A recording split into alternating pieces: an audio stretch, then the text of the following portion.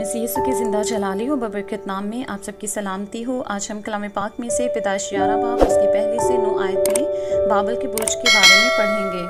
कलाम मुकद्दस में हम देखते हैं कि खुदा ने तूफ़ान के बाद नूह और उसके ख़ानदान को बहुत बरकत दी और इन्हें कहा कि बारवर हो और बढ़ो और ज़मीन को मामूर करो।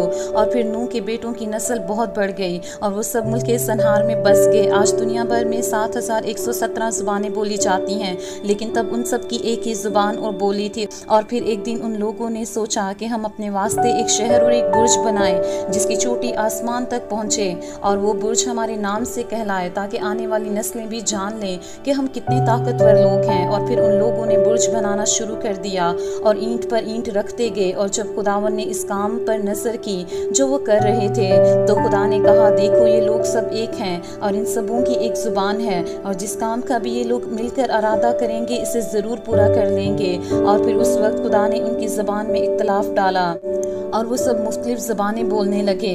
और यूं वो बुर्ज बनाने के दौरान एक दूसरे की ज़बान को समझ ना सके और बुर्ज बनाने से बाज आए। और खुदा ने उनको तमाम रूह ज़मीन के अंदर परगंदा किया। और खुदा ने जिस जगह वो बुर्ज बना रहे थे उस जगह का नाम बाबल रखा, यानी गड़बड़ी, क्योंकि इसी जगह उन सब की ज़बान में इख्तलाफ हुआ, यानी गड़बड़ी हुई और वह एक दूसरे की बात को समझ ना सके।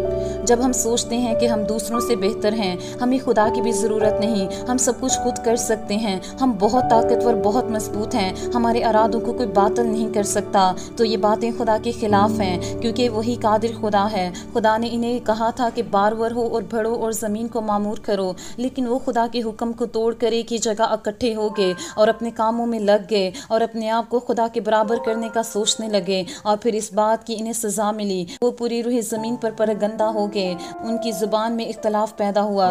जब हम अपनी ज़िंदगियों में खुदा की मर्ज़ी को नहीं बल्कि अपनी मर्ज़ी को पूरा करते हैं, तो कहीं ना कहीं हम उसकी शफ़क़त से दूर हो जाते हैं।